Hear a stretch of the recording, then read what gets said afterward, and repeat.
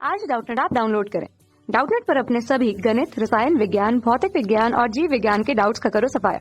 बस प्रश्न की फोटो खींचो, एक ही प्रश्न को क्रॉप करो और तुरंत वीडियो सोल्यूशन पाओ। अभी डाउनलोड करें। नमस्कार दोस्तों, दिया गया प्रश्न है निलंबित चल कुंडली धारा मापी का वर्णन सुग्राह्यता के आधार पर करिए। तो दोस्तों सबसे पहले हम समझते हैं कि निलंबित चल कुंडली धारा मापी क्या होती है। दोस्तों निलंबित चल कुंडली धारा मापी का यहाँ पे आप चित्र देख सकते हैं। तो इसकी परिभाषा तो सिंपल सी क्या होती है कि आप हम लोग कह सकते हैं धारा मापी में क्या करते हैं दोस्तों, इसकी कुंडली में अगर आप विक्षेप नाप करके क्या कर रहे हैं दोस्तों, परिपथ में प्रवाहित धारा का मान ज्ञात कर सकते हैं। तो इसे क्या कहते हैं, निलंबित चल कुंडली धारा मापी कहते हैं। मतलब क्या कर रहे हैं दोस्तों, हम लोग जब धारा प्रवाहित कर रहे हैं तो यहाँ पर क्या हो रही है, जो कुंडली है वो क्या कर रही है, विक्षेप प्रदान कर रही है और जो विक्षेप हमें प्राप्त हो रहा है उससे क्या कर रहे हैं, धारा का मान ज्ञात कर रहे हैं। इसे क्या कहते हैं दोस्तों, निलंबित कुंडली, हम लोग कह सकते हैं चल कुंडली धारा मापी कहा जाता है। तो इसमें मोस्टली होता है क्या दोस्तों, यहाँ पे देख सकते हैं आप कि निलंबित चल कुंडली धारा मापी में क्या होता है, ये आप बीच में देख रहे हैं वो क्या है दोस्तों, एक एल्यूमिनियम की आयताकार फ्रेम पर क्या किया जाता है, तांबे के पतले तारों और विद्युत रोधी तारों के अनेक फेरे को लपेट दिया जाता है और वहाँ पे कुंडली बनाई जाती है। और इस कुंडली को दोस्तों किसी मतलब ब्रॉन्ज जैसी जो धातु है उसकी पतली पतली पट्टी या तार के द्वारा दोस्तों क्या कर दिया जाता है, यहाँ पे आप देख रहे हैं कि ब्रॉन्ज की पट्टी पे क्या कर दिया, लटका दिया गया है और इस चुंबकीय क्षेत्र के मध्य में इसको मुक्त रूप से कैसा कर दिया गया है, छोड़ दिया गया है। तो यहाँ पर क्या होगा दोस्तों, जो आप चुंबकीय क्षेत्र देख रहे हैं वो कैसा है, त्रिज्यीय है।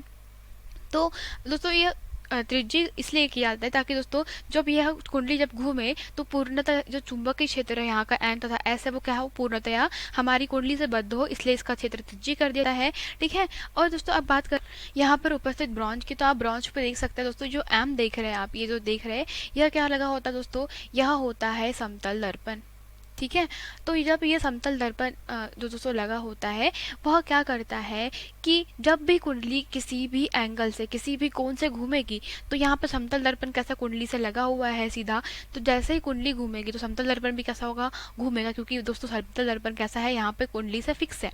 ठीक है। तो जैसे ही दोस्तों यहाँ पर घूमेगा तो हमारे पास में जो ब्रॉन्ज का तार है वो भी घूमेगा और ब्रॉन्ज का तार घूमेगा तो क्या होगा कि दोस्तों यहाँ पर दर्पण भी घूमेगा। ठीक है। तो हम लोग कह सकते हैं कि इसमें क्या आ जा रही है दोस्तों, ऐंठन आ जा रही है। ठीक है।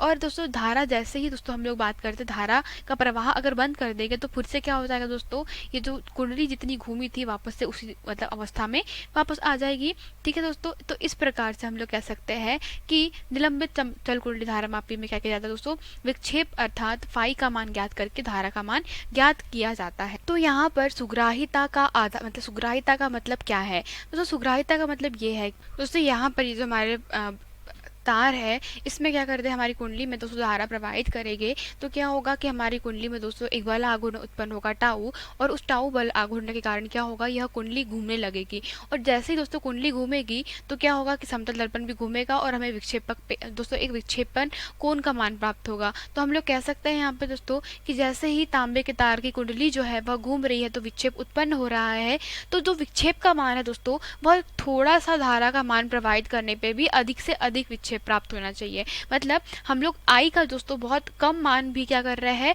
मतलब आई बहुत कम मान की प्रवाहित कर रहे हैं, तब भी जो विक्षेप फाई है उसका मान अधिक से अधिक होना चाहिए। तो इसे क्या कहा जाता है दोस्तों, इसे परिपथ की सुग्राह्यता कहते हैं, या हम लोग कह सकते हैं धारा मापी की सुग्राह्यता कहते हैं। इसके लिए दोस्तों सुग्राह्यता जो होती है वो एस इक्वल्स टू फाई के बटे में आई से दिया जाता है, जहाँ पे फाई क्या होता है दोस्तों, ये जो कुंडली जितने कोण से घूमी होती है कुंडली का जो विक्षेप हो वो क्या कहलाता है, फाई कहलाता है। ठीक है। तो दोस्तों यही है हमारे पास में निलंबित चल कुंडली धारा मापी का वर्णन सुग्राह्यता के आधार पर।